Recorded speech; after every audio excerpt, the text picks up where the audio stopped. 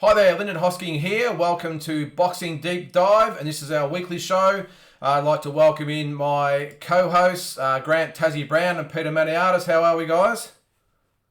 Great to be on the show, Lyndon. guys. It was pretty good last week. We had a good response. We sort of winged it a little bit. It looked great to have Glenn on the show talking about the Tim Zoo situation at the moment. But it was great to have a bit of fun last week. Can I be honest, Lyndon? Yeah, mate. I haven't slept all week, mate. Losing the Peter. I've tossed and turned. I've read Mike at Tamura. I've gone to a church that they opened for me especially. I can't lose again. So tonight the pressure's on. The quiz. Well, those that didn't see last week, we had the 10 questions on the quiz, and I think, Pete, you won 4-2, I think, from memory. Yeah, we got a few wrong, but it wasn't too bad. Your quizzes are pretty good, Lyndon. Peter was a heavy underdog. He was a heavy underdog, but he got up that night. But the rematch is tonight, mate. Well, the rematch is tonight, so let's see if you can square the ledger, Tazzie. So to get us started, let's check out a bit of news around the trap. So we'll jump into some Aussie news. What do you got, Tazzie? Well, obviously, American Tony Harrison had a deadline last week with no limit, but he didn't make the deadline. He rejected the fight with Tim Zoo, and unfortunately now they have to go. They're going to get another big name internationally locked in. So they're working with that, as Glenn said, and I'm sure it'll be a great opponent for Tim before he fights for the world title against Castana next year. So unfortunately that couldn't go ahead. We've got Georgie Ambosos versus Lopez, so that's been confirmed now. Looks like Monday, October the 4th. And, it looks like it's going to be in New York, mate. So that's going to be great. Finally, George gets his shot. I mean, I can't talk enough about the guy. He's been in America for over 6 months. The show's been put back that many times. And if anyone deserves a world title shot and a good payday, it's George Ambosos. So finally he gets his day, in the sun. And I really hope he can bring it home to Australia. Even if he doesn't win, as long as he gets his shot and he gets paid, because he's been there sacrificing for too long. Dragonfly Promotions have got a big show in Perth this Friday. Obviously, they put on together the best shows in Western Australia. It's they're the kings of it. It's a pretty big show, headlined by Dylan Winter versus Ryan Williams in WA, so that's good. It's a heavyweight title fight. Ty Naka versus Richard Lockett for the WBA featherweight title, and Sarah Higginson versus Danny Mace for the Australian female bantamweight title. That's a big show over there. So they do good stuff over there with Dragonfire. The Shannon O'Connell versus Taylor Robinson fight is back on. So that'll take place October 23rd on Tasman Fighter. They do great shows. On the Gold Coast, Connor Wallace will fight Jackson King over 8 rounds. And Clay Waterman and Dana Coolman and Ethan Law will also be in action. So they're doing big things, Tasman Fighters. They've got some very good fighters in their stable. And, so that's some big stuff. Obviously, we had the press conference yesterday for Mousy Jacobs, so that's a massive fight. And she's taken on, a very tough fight, undefeated Queensland girl. And that's for the featherweight Australasian title on my show, October 30, which I'm looking forward to going down and quarantining in Tasmania for 14 days. What can I say? True dedication, but as we know as a promoter, the show's got to go on, so I'm willing to do what I've got to do. And they call me Tony Tolge. They'll be calling me the Quarantine King, I reckon. So looking forward to that, and looking forward to Mousy Jacobs hopefully coming home with a new belt 2 in a row. Yeah, no, that's awesome, mate. Doing great things down there, and I think you said that it might be, I think Plugger Joseph on the undercard as well, and it might be a big fight for him as well. Yeah, it's his farewell fight, mate. What a great fighter, Plugger. Like he said, I'm a fat kid that can fight. He's a bit like Andy Ruiz, but he can fight, mate. He's a great kid from a tough suburb in Clarendon Vale. Mate, he won an Australian title. He had his debut on my show, and he's having his farewell fight on my show. I love the guy. He's fighting an MMA fighter, UFC. He was contracted with UFC. He fought the great Israel, whatever his name is, the pound-for-pound king. New Zealand, yep. So, Razor Rob Wilkinson, his name is. He's a big, strong guy. Officially, UFC had 2 fights on the UFC, so they don't sign nobodies. It's his first boxing fight for the heavyweight state title of Tasmania. So that's huge. I'm happy to have that on the show. And Bo Belbin, I think is the next big thing in boxing. 4-0. Yeah, He good debuted kid. on Peter's show.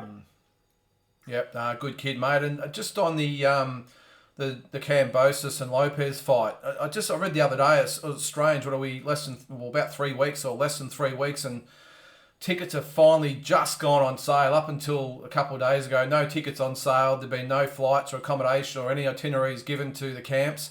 And I think the tickets finally went on sale yesterday. Pete, does that sound a bit odd to you that we're this close and this is happening?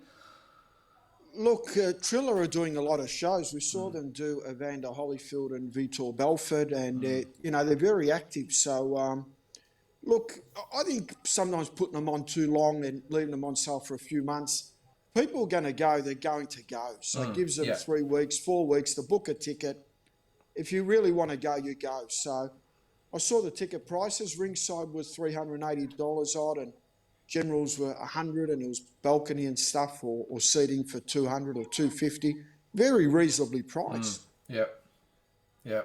Yeah, no, for sure. I just thought it was a bit, especially that the camps haven't actually received an itinerary. But Triller, they're doing things a little bit different. I know we've got a little bit to talk about with them later. But Tazzie, with the Tim Tszyu situation, so what's happening with that now? I know you said that Tony Harrison's out. Is any other fighters that they're talking? I know Glenn sort of mentioned a few last week. Is there anything sort of happening there? There's been a Japanese fighter talked about. I think his name's in a way. I don't know if he's a relation to the animal beast or that guy. Not. But I mean, he's been mentioned. He's a good fighter, good record. I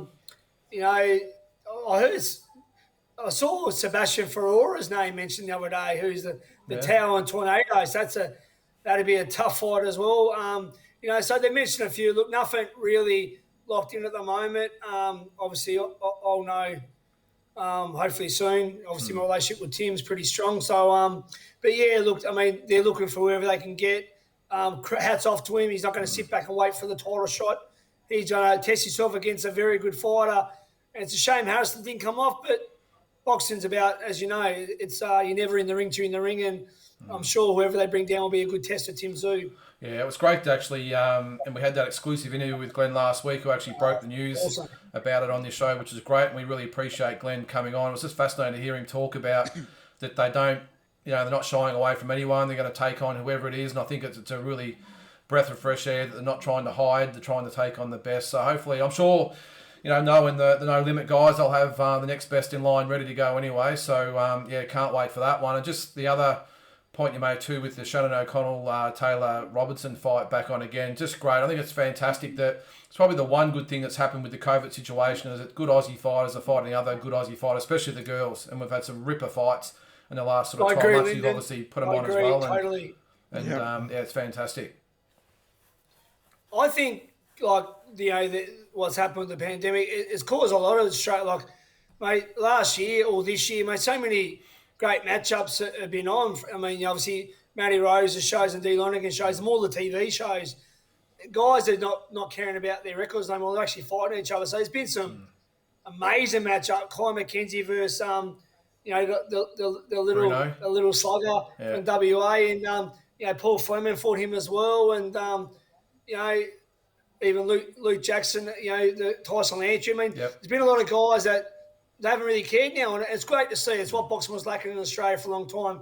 Too many people protecting their records. Yeah, no, I agree, mate. That's right, Pete, isn't it? That because these are fights that might not necessarily have been made, and these guys are fighting each other because not just because there's no one else to fight, but the promoters have actually got a few extra bucks in the pocket because not forking out all these tens of thousands of dollars for airline tickets and visas and hotels and all the rest of it for all this time. So it's actually it's probably the one good thing that's come out of this whole terrible situation we're in at the moment. Yeah, Queensland are pretty lucky actually because they haven't really had major shutdowns, but in Victoria and now Sydney's copped it this year as well. It's been impossible to put on shows, and I feel for the fighters, the promoters, the participants, but it's not the only industry that's copped it. Every industry's copped it. And look at the AFL. The AFL Grand Final's going to be played in Perth now, and most of the season was played with no crowd, so the AFL copped it. A big hit in the neck there was that one as well. But the game went on, and they went from state to state, and they A lot of the players had to self-isolate. Everyone's going to hotels, and no one whinged. They all did it. Yeah, and everyone's sort of done what they've had to do, haven't they? And it's amazing, over in England, you've had Eddie Hearn with his little backyard boxing shows, and UFC have had the Fight Island and all the rest of it. I mean, they find a way. Obviously, the AFL had their hubs and that sort of stuff. So, mention Eddie Hearn, Lyndon. Eddie Hearn. How far has he come in boxing, mate? Matchroom, like he's just the leader now, mate. He's done an amazing job. He's next level. I'm actually a big fan of Eddie Hearn. A very big fan. And look, he's thinking outside the square, as they say, or the box, and and I suppose to some extent Triller is, but enough about them, the better, I reckon. But I know we've got a little bit to talk about that later on, but I did mention actually at the top of the show that speaking of Aussie news, we've got our interview for tonight. We're just waiting for them to come on as the one and only Anthony the Man Mundine. So fantastic coup by you, Tazzie, to get Chock on, and really looking forward to what he has to say. In the meantime, let's just have a quick look at the Aussie top 10. We went over it in detail last week. It hasn't sort of changed as much because there hasn't really been much happening. But do you have any more thoughts about it, boys, with the whole thing? You see him there, number one, obviously Tim Zoo, Jason Lane. I think there's probably the top 3 or 4 you could sort of throw up in the air. I was going to mention it last week. I should have mentioned it off air, but Ambosos is SOS, not SIS. Okay, you always put me in a place, don't you, Pete? Well done, Pete. Well done. I tagged in something the other day, Lyndon, on Facebook. Yeah. What's that, Tazzie? Sorry, mate. I tagged in something. They mentioned our eras. I know, and let's have a chat about that a bit later on. I've got that on my agenda to have a look at. But just getting back to what we were just speaking about, we've managed to get one of the greatest athletes of all time, not just in Australia, but all over the world, the one and only Anthony the Man Mundine. Welcome, Anthony. Welcome, Anthony. What's going on, boys? Well, not much, mate. I was just congratulating Mr. Tasmania here for pulling off the coup of the year and getting an exclusive interview. So really appreciate having you on. No, good man. Anything for my brother Taz, We go way back. That's my brother. Got a lot of time for brother, and you too, Pete. So yeah. Good that's to good, see mate. you, Anthony. We really appreciate you having on. So, mate, just the first thing that I'll ask is, after a 20-year boxing career as well as the years you were a rugby league player, how does it feel now to be finally have a bit of spare time on your hands and be retired? Yeah, man. It feels real great. You can spend some more time with my kids and mentor the young boys coming through. You get a lot more time, but I still try to stay fit.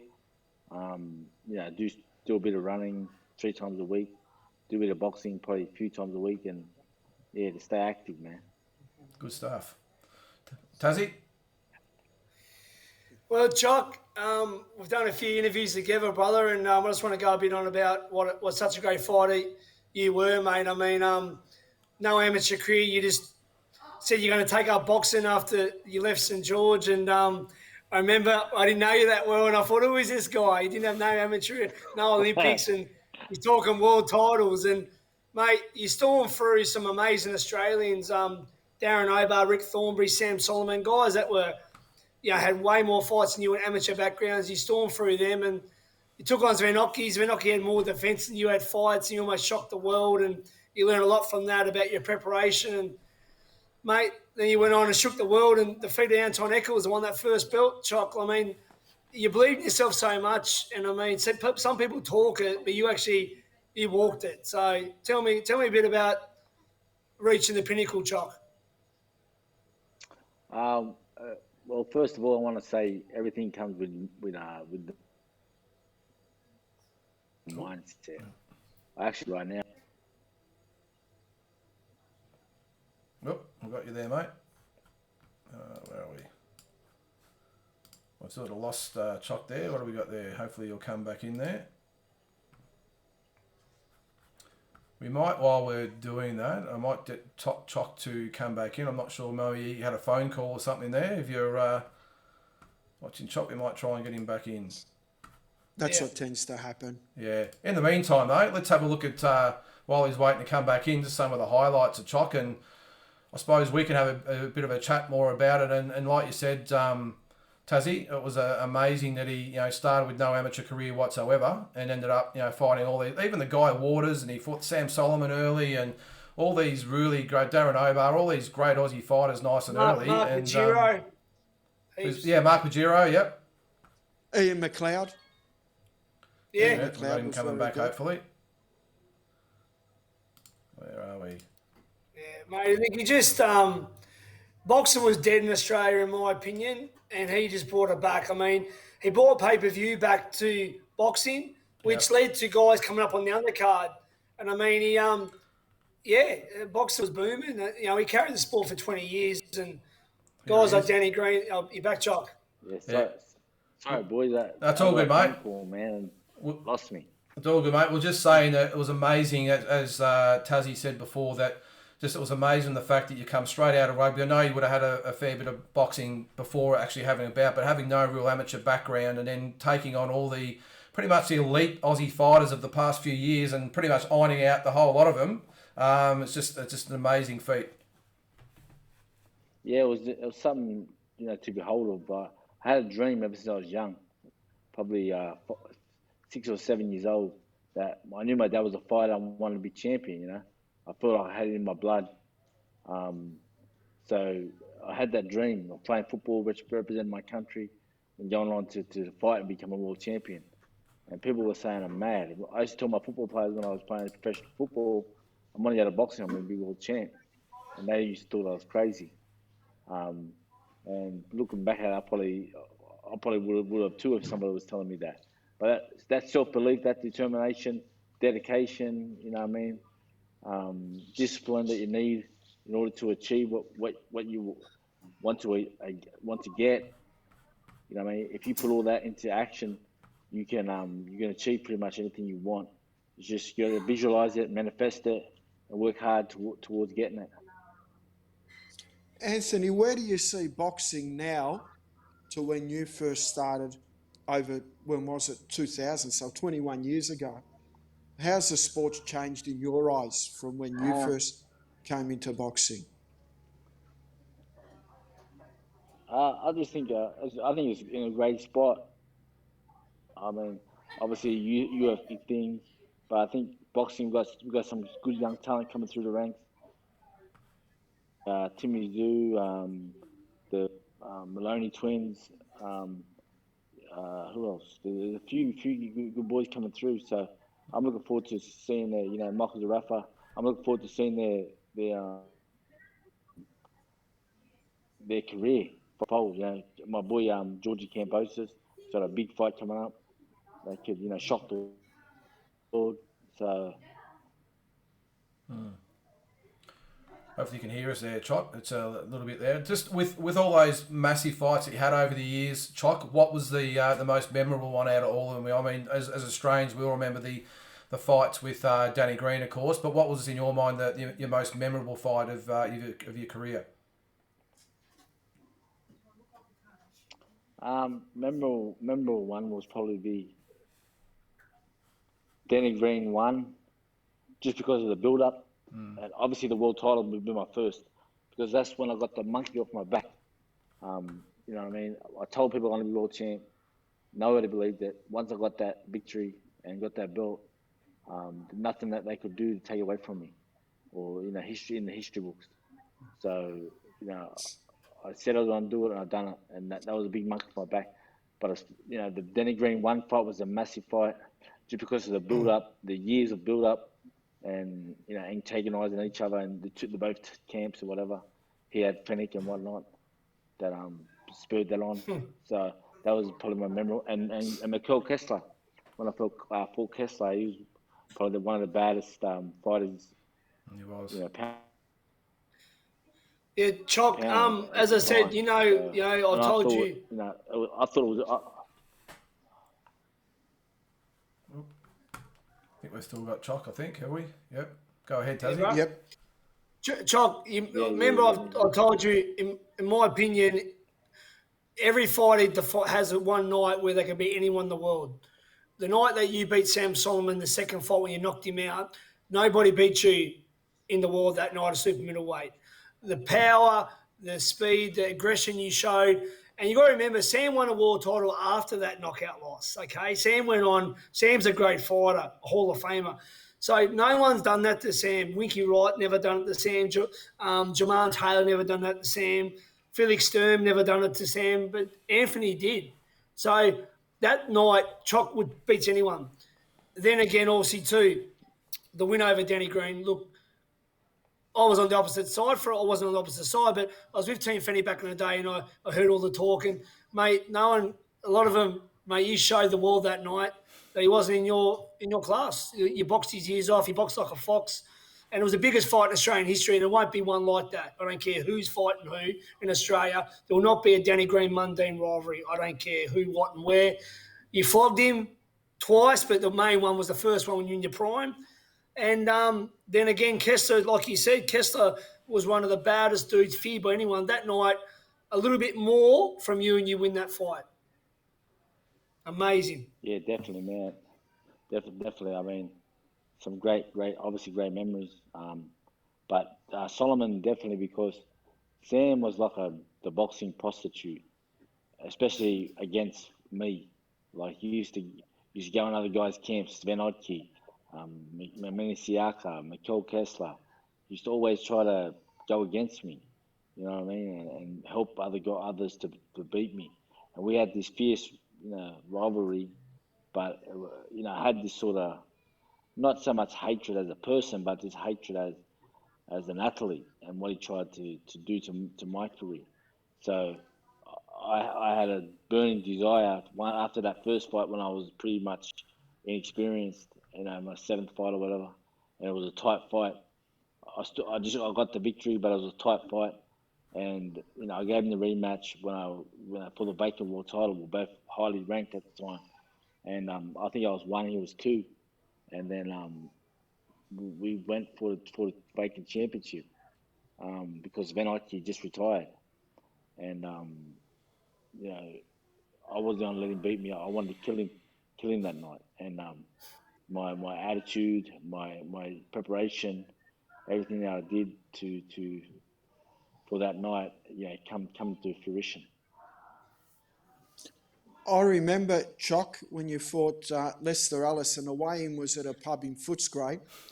A Ferrari turned up as well. It's probably the first Ferrari I have seen in Footscray, by the way, in the western suburbs. We don't normally see too many. There's a few. But Sam Solomon was trying to get in your face and stuff to challenge you. And I remember you'd had enough. It wasn't like gameplay. You just said, listen, boy, clear away. Your patience was running thin on Sam Solomon. Can you remember that when he turned up at the pub in Footscray? Yeah. I mean, this guy he'd go. I remember that vaguely, but that's what he used to do. Like, especially with my career. Obviously, I was getting all the limelight. I was a crossover athlete. Play the highest. When I left the game of rugby league, I was probably the best, arguably one of the best players in the world at the time. Highest paid player. I was very controversial. Obviously, I got a massive name already with Mundine. My dad, paving the way. So, all that attention was on me, and he felt like he could beat me, or he probably felt the first fight was pretty even, and he probably should have got the nod, but. I told her that's why the second fight I wanted to kill him. I didn't want to beat him, and then when we got to the ring, I saw the fight before he fought Winky Wright. When Winky Wright went forward on him, he really had success. So I thought, I'm bigger, I'm stronger. I want to go forward and use my strength, my power, my weight, my speed. And that's what I've done. I decapitated him that night. Chock, out of with all the big fights that you had, what was the one fight that you always wanted to have but never happened? Oh man, there's a couple of big ones.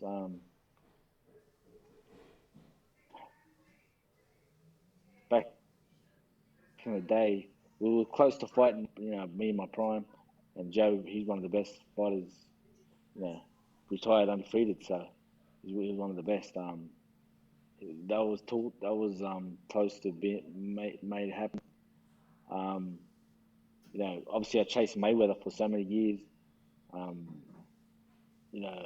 then eventually got Shane, not in his prime, but it's still a dangerous Shane Mosley.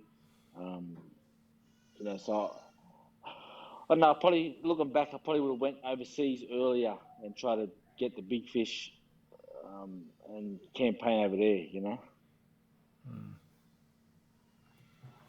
Yeah, Choc. One thing I know about you, we've done a lot of charities together and fundraisers. People don't realise the effort and time you give to all charities. You never knock back any time you ask. You've done so much for Indigenous kids. You're always the first person to always give your time, and probably not what a lot of people know about you. They probably, a few of the haters, don't know the real Anthony Mundine that I'm honoured and blessed to have as a brother. It's something that it's such a good trait about you. You always give your time, brother, and I've seen it firsthand many a times.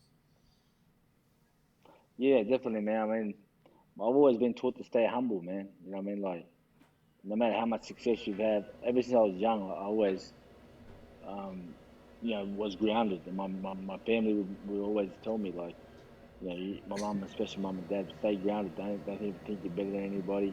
Don't walk past somebody that wants an autograph. I was actually 12 years old when I went to, I was a big West Indies fan, cricket fan. And Viv Richards, and I love Viv Richards. And he was out, I was about 12 years old. This is like late 80s, I think 88, 89. And I went to the game one day, and I waited for him to get an autograph. I had the little cricket bat, and I went over to him. He was talking to some female. I was there for about 10 minutes while he was talking. I wanted to wait until he finished, but I said, I got to go, man. So I went over to him and said, Viv, sorry, man, to bother you, but can you sign this for me before I leave? I have to leave. And he looked at me and said, can't you see I'm busy? Like, or something like that. And I was like, then that really, I looked at him and thought, this is a guy that I looked up to, and this is a guy that, you know what I mean? I said, well, don't worry about it, then see you later. So leaving that event when I was about 13, 14, I told myself, if I ever make it, I'm never going to make anybody feel like that way. So I never walked past an autograph. I never, always gave up time for people, no matter what sort of caliber they were, rich, poor, black, white, brown, doesn't matter, man. Yeah, the big SS Jumbo, Viv Richards, he just used to hit him out the park though, didn't he? And a terrific fieldsman. Choc, going on now, what are you up to now with it? Because you're doing great work with the Aboriginal community. What are some of the projects you're up to now? I see you're pretty big with what's going on in Sydney as well. What's going on now with COVID and everything? Fill us in on the next stages of everyone getting back to normal. I had a program that's called MundineMindset.com. Go to MundineMindset.com, and I do this program. It's like a workshop. It's for corporates or for community. Anybody can log on and have a look. I do a bit of that, and I do. I've got a construction company that we had the first Indigenous roadside barrier. For construction, we do hoardings. We do main things. We got an Indigenous business called MGM with my partner Ghosh Durher.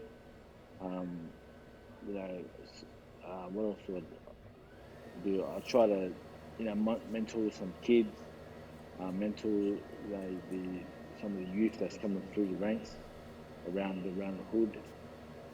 Just keep them on the right track, and just trying to stay busy and take care of my kids, man. That's good. That's good, mate. Well, I've got just one last question for you. Out of the, what was harder, fighting Kessler, Mosley, and Green, or the eating challenges in "I'm a Celebrity, Get Me Out of Here"?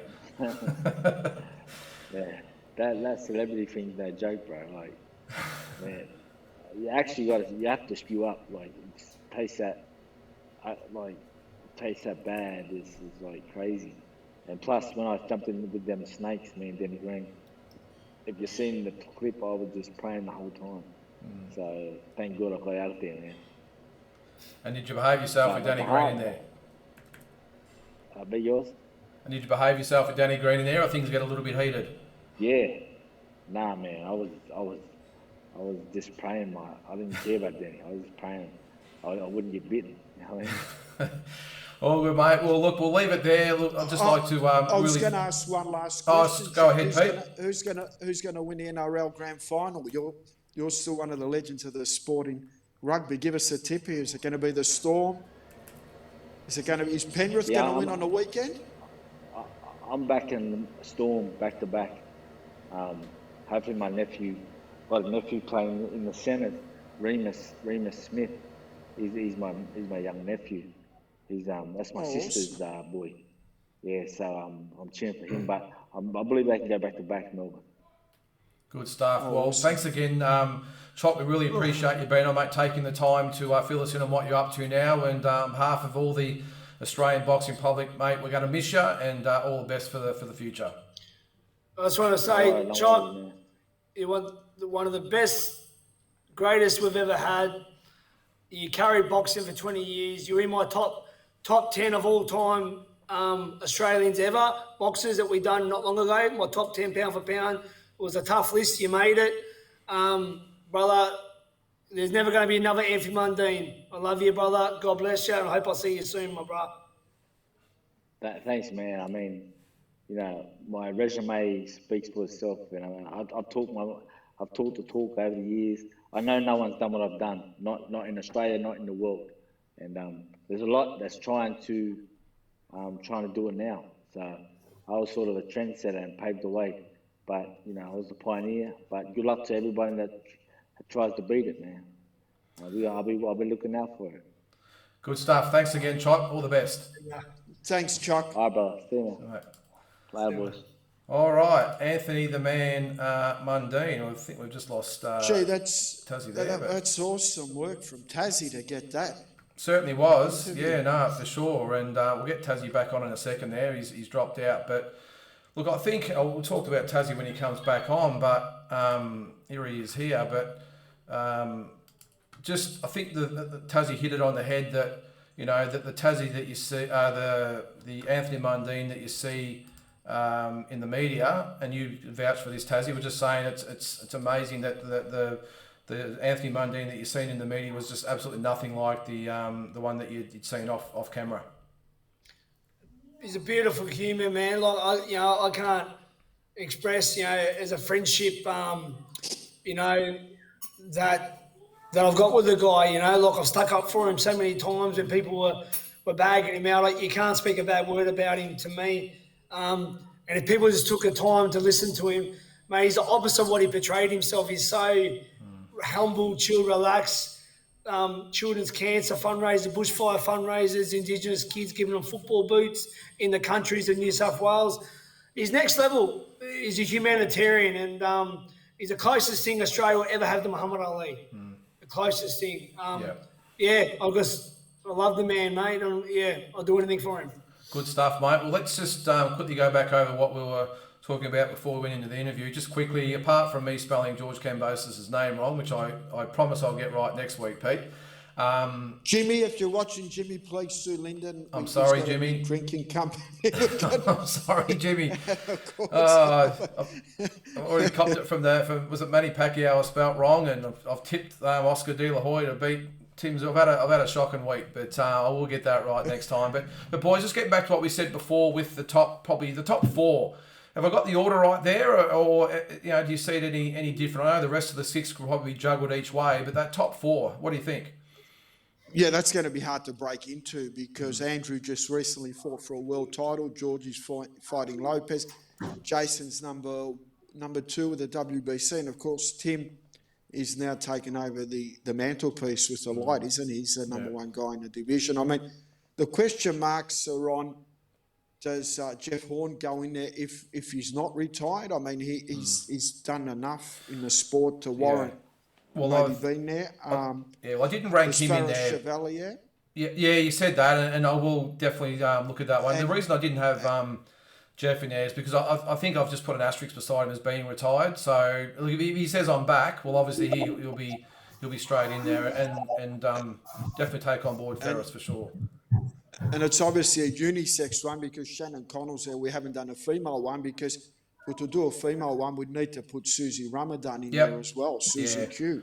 Susie, so look, that's sort of... Yeah, Susie's obviously an all-time great of Australian boxing, definitely the top 2 or 3 all-time Aussie boxers in the female. I think the fact that she's been a bit active, I think, is why she's not in there at the moment. With Shannon's, she's fought pretty regularly, and I think 4 of her last 5 fights have been against undefeated Australians. So she's in there. And Diana Prazak recently fought, and Diana just lost in a Did she? I didn't know that. Fight at 140. Yeah, that was only 3 weeks ago, and she lost, just razor-thin lost at 42 or 43 years of age. And I mean, in my opinion, Diane Prazak has done so much amazing things for the sport. Well, hopefully, With Go ahead, that, Tazzie. guys. I mean, look, it's got to be about activity because if Sakio Bicker's still fighting, Sakio Bicker's in there then. And he fought Sam Solomon not long ago. So I agree with Horn at the moment. He's not active, so you can't have him. If he's active and he's won a few, but you got to have, it's got to be on active and how you've been lately. If you've been winning and, if you've lost 2 in a row, then you definitely shouldn't be on the list. As far as I'm concerned. But. Yeah, no, I agree, mate. And hopefully over the next few weeks, we'll try and get some of these guys on. We want to try and keep it active, and I'm sure that Shannon and the Maloney boys, and that'll be certainly on. And obviously, it'd be great to have Brock with Jeff and whoever else on. I'm sure Michael Zarafa would love to come on and tell us about what he's up to. And I do hear some rumours that there's a bit going on with him, but so we'll keep an eye on that. But that's how it stands at the moment. I'm interested to see what everyone else thinks out there. Everyone else out there thinks, but we'll obviously continue to monitor that over the next few weeks. Pete, we might go to you, mate, with some world news. Plenty happening even with the pandemic at the moment. Still plenty going on.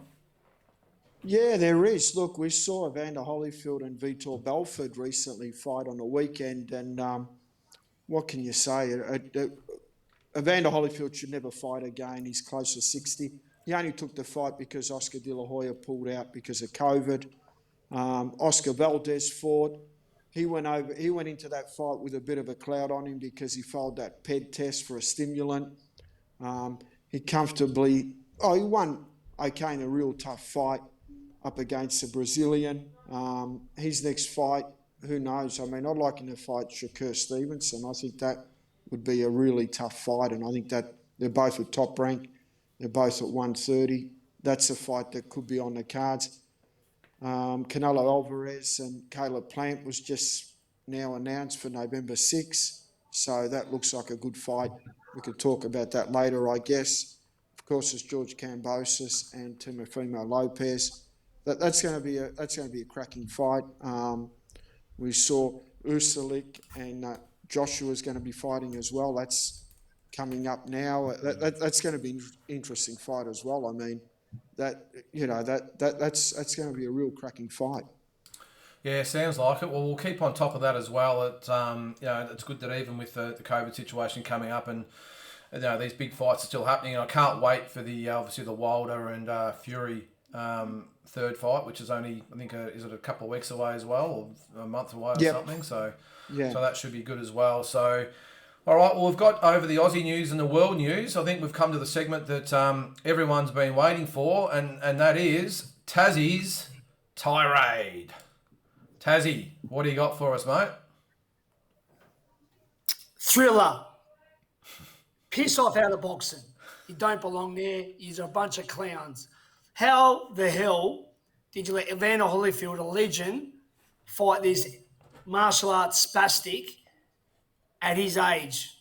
And, he gets knocked out. Mate, what are you doing, mate? Listen, stick to Gambosos and Lopez and make sure you pay him too. Don't go dogging George and dogging Lopez. You want to be big players in boxing? You want to outdo the Eddie Hearns, the Bob Arams and the De La Hoyas?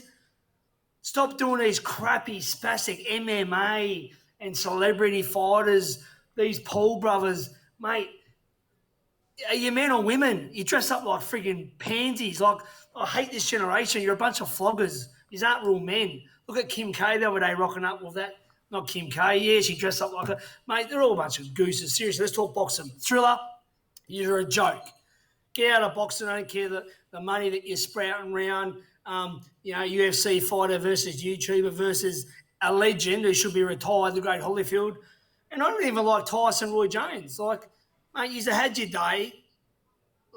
Keep out of it. The same as Mayweather and Cruz. Let's concentrate on the actual fighters, yeah? Let's concentrate on the up-and-comers and the great fighters like Shakur Stevenson and, all these awesome future prospects and future stars, I mean, these are a joke. I hate Thriller. I think they're a bunch of spastics. I'll never pay to watch or won't even, if you give me a free link, I'm interested. It's a crap. Just do George and Lopez and make sure you actually pay them. And, I just think just another thing that's with boxing. Why are all these people coming in trying to make a novelty of the sport? Boxing's not a novelty. You can be a salesman and a charisma, but you're still going to be a fighter. Like I said last week, do your amateur career and do your pro career. Do your start up with your 4-rounders up to your 6, 8, 12s. Not coming from other sports and thinking you can do it like it's a joke. It disrespects the sport that I love. It disrespects like if Mike was here, the great Harry Grebs and the Benny Lennons. It just disrespects the Willie Peps of the world. They're a joke. What happened to Holyfield last week was pathetic. I'm dead against it. I really want to smash this laptop right now because I'm actually pissed off. Pete, it was pretty sad to see, and the sign off from Tazzie, I like it.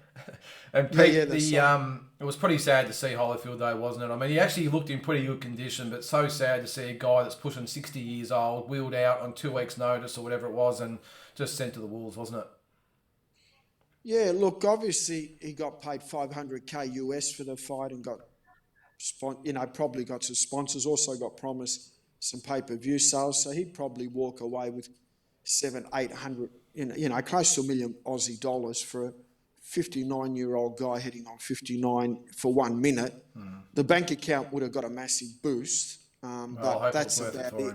So that possibly could change his life, could change his children's lives. I think he's got 11 kids to 6 different wives, so that sounds like a lot of maintenance to me. But just to come in, he came in, obviously straight away you knew his balance was wrong, you knew he wasn't right, but he did look awesome for a 58, 59-year-old guy. It was 8-2s.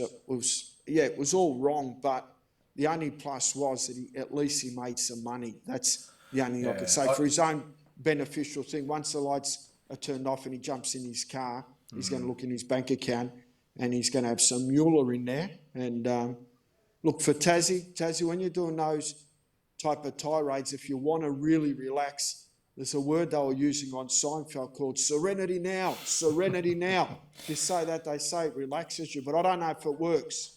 I love Seinfeld. Now, I've tried that, mate. I've tried many techniques, mate. Okay. What I'm serenity saying... now during our quizzes, though.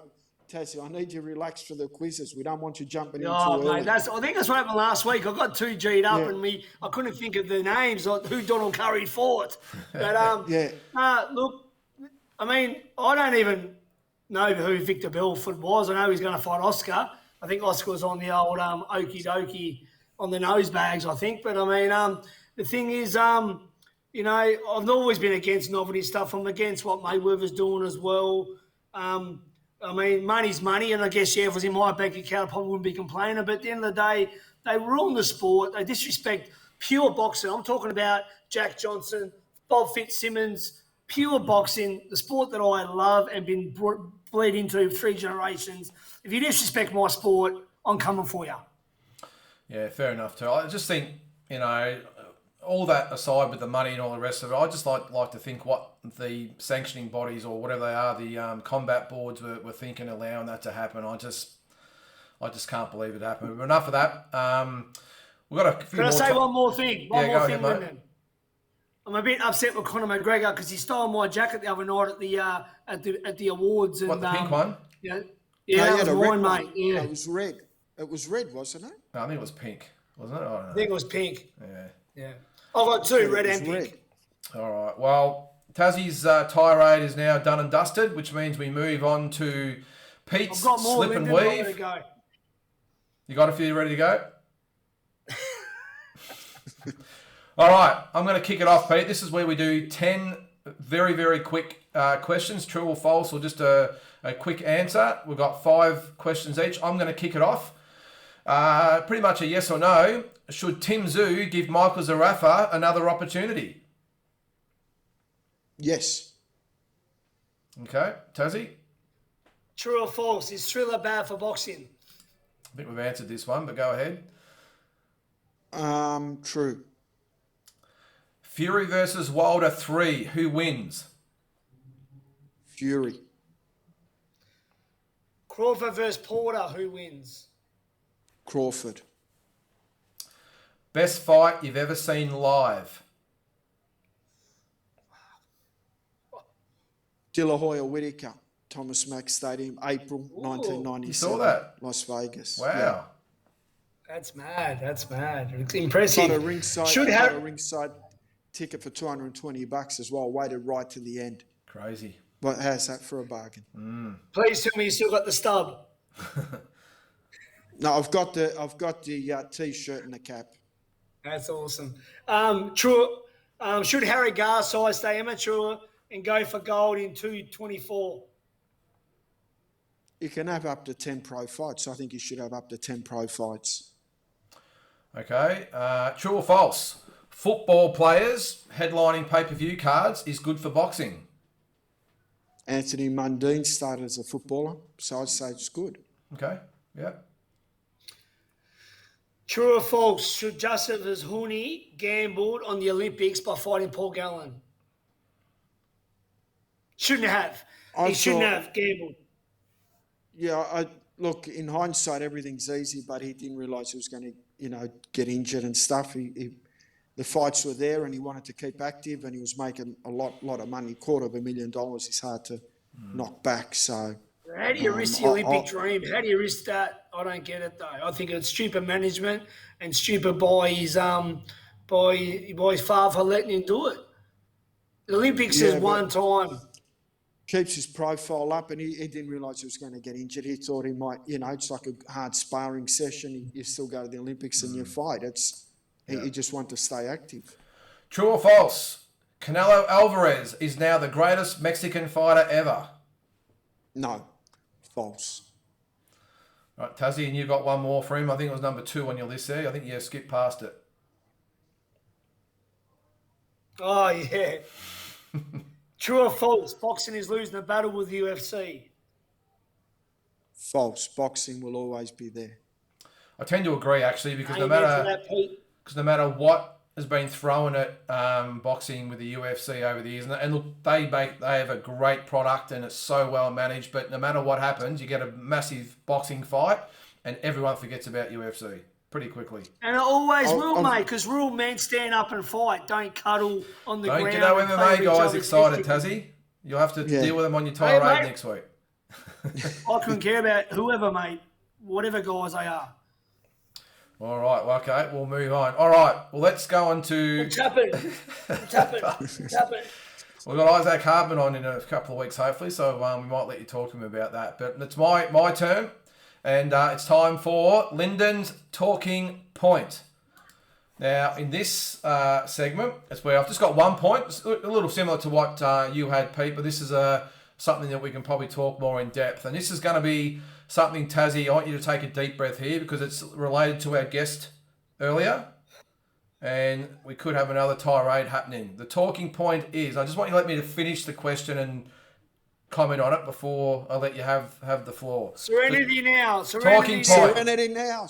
The first Danny Green-Anthony Mundine fight would have been a lot different if weight wasn't an issue. Now, I'm just going to say first, let me finish. After the fight, Danny Green and his followers, a lot of them to this day have been adamant that the weight cut drained him too much and it affected his performance. I'm going to go first here.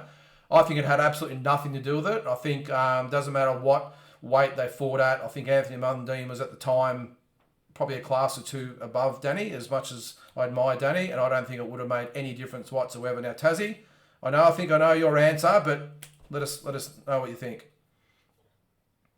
Yeah, look, anyone that thinks that deserves a big smack in the face. Look, they signed the contract. Danny Green had earlier beaten Lucas for the super middleweight title. He should have beat Marcus Bayer, but got disqualified and rematched Bayer. They signed the contract at that weight. You signed the contract, that's it. There's no excuses, okay, in boxing.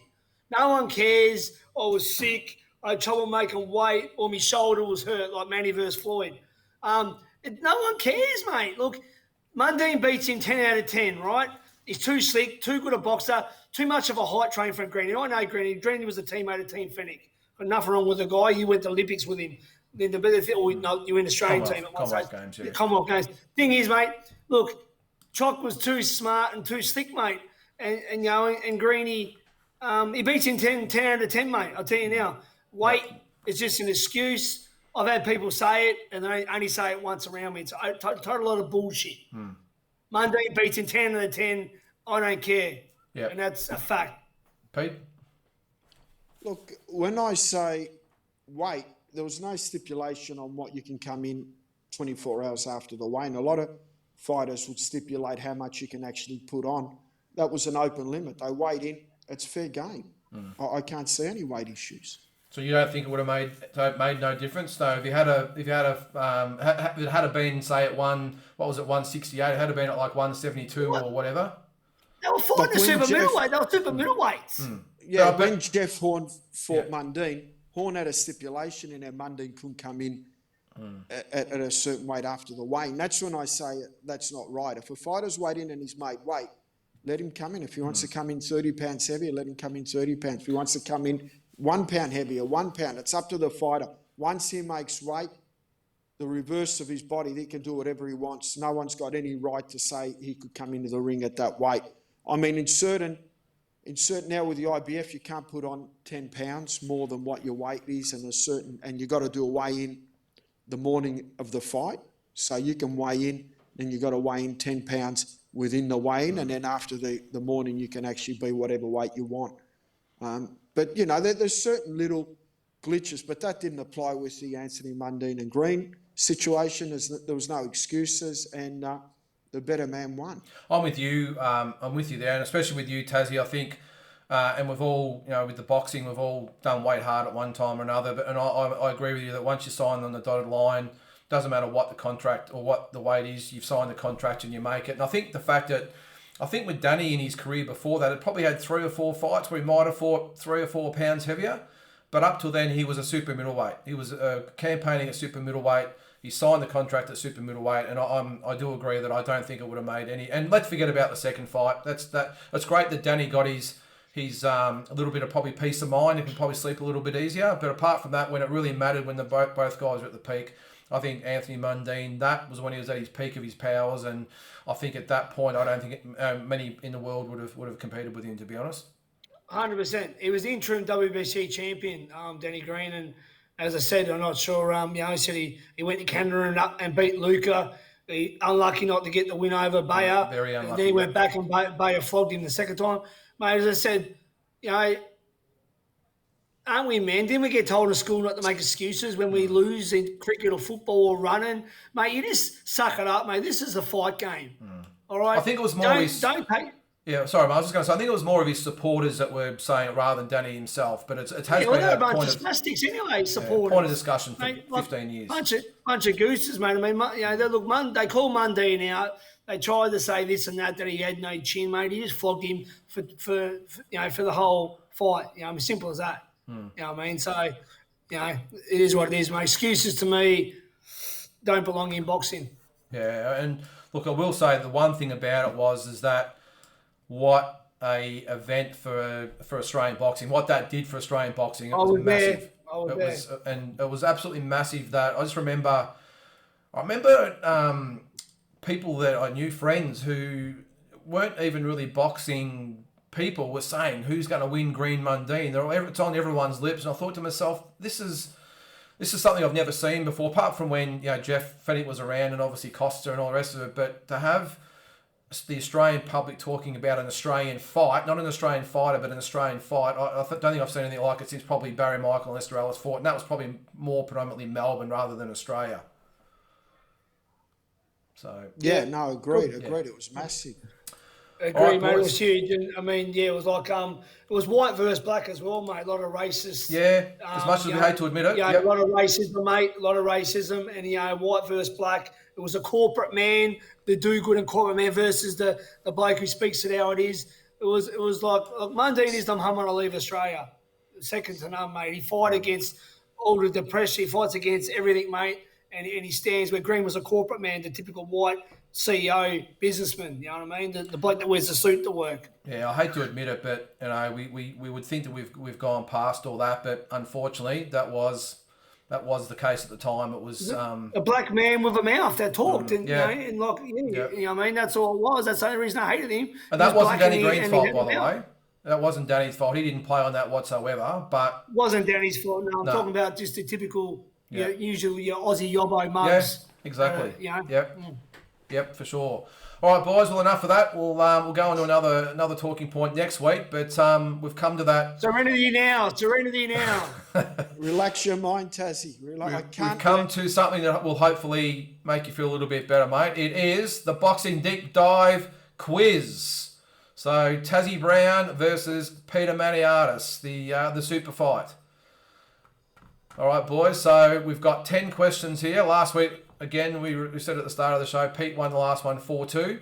So it's your chance to redeem yourself tonight, Tazzie. We've got 9 questions, and then we've got a Who Am I at the end. So let's hope, I think last week was a bit of a tiebreaker, but we've got a few Aussie questions for starters to get us rolling that should just whet the appetite and warm us up, and then we'll get into a few international questions. One thing I want to do tonight, though, rather than just blurt out the question, say your name. Okay, so Tazzie or Pete, say your name, and then because I think last week we saw that saying it at the same time, it gets a bit blurred. Just spurt it out, Tazzie or Pete, and then we'll go from there. All right, boys, take a deep breath. We're ready to go.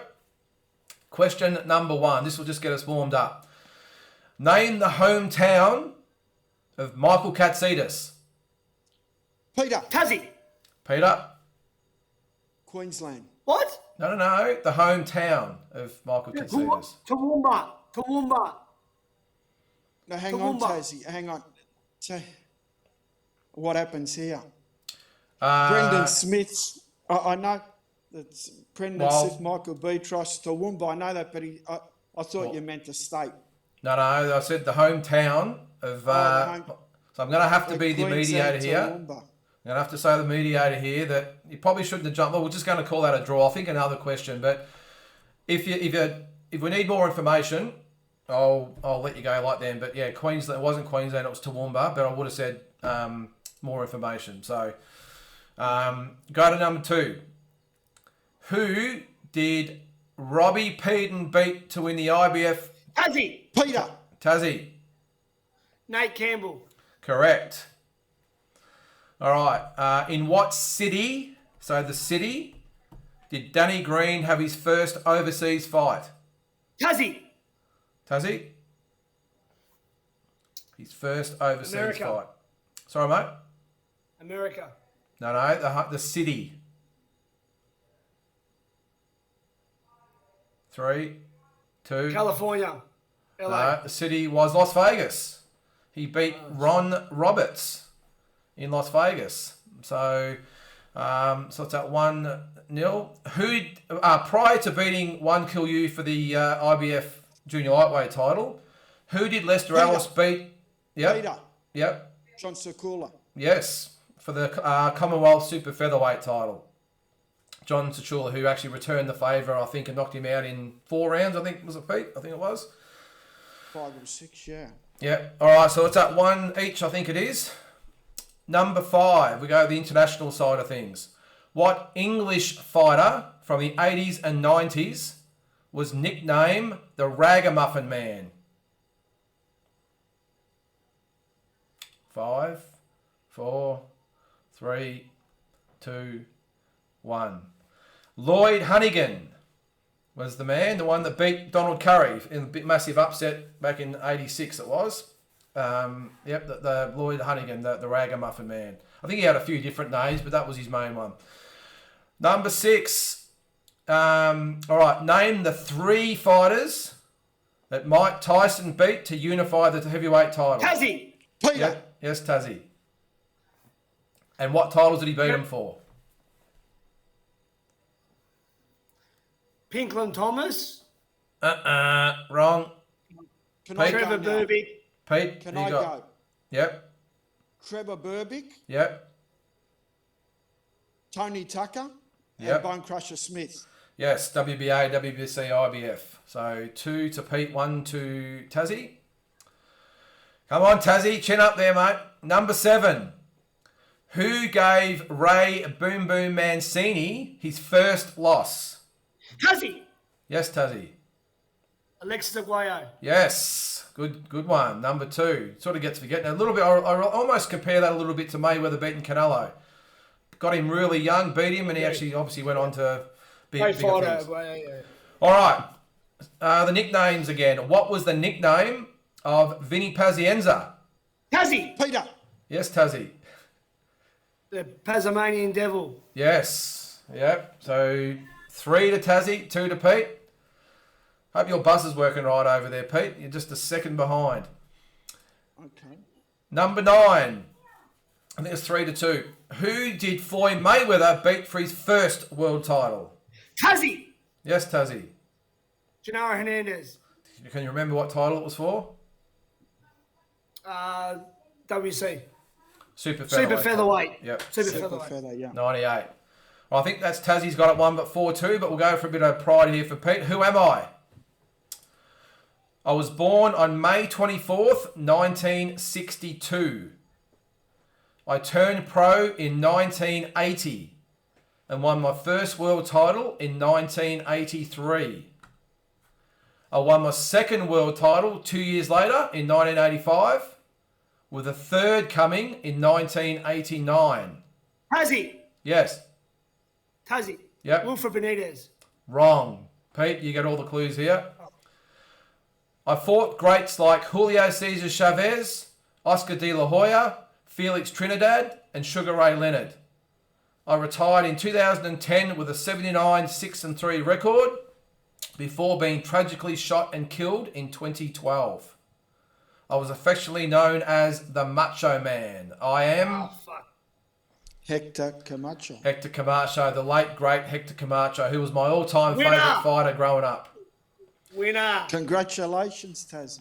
4 to 3. Well, I'm glad that first question didn't come into play.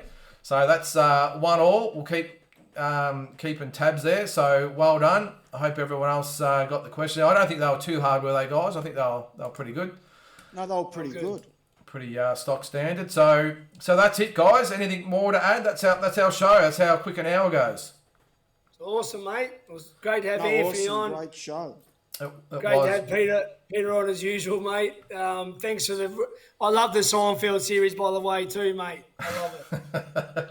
We might have to call the Tassie's Tirade, rename it to Tassie's Serenity now. But no, I think it's good. So look, really keen to actually hear what the viewers out there are thinking about the segments, any suggestions and some feedback. I think we just want to have a bit of fun with it and obviously keep everyone up to speed with what's happening in the world of boxing and obviously with the interviews and everything else. And as I said earlier, we hope to get some of the current top fighters on over the next few weeks as well. So always a pleasure, guys. That's it for tonight, and really look forward to next week. And thanks again to the man. Thanks, See you guys. thanks very much. We'll see you next See week. you, boys. Thanks, guys. See you guys.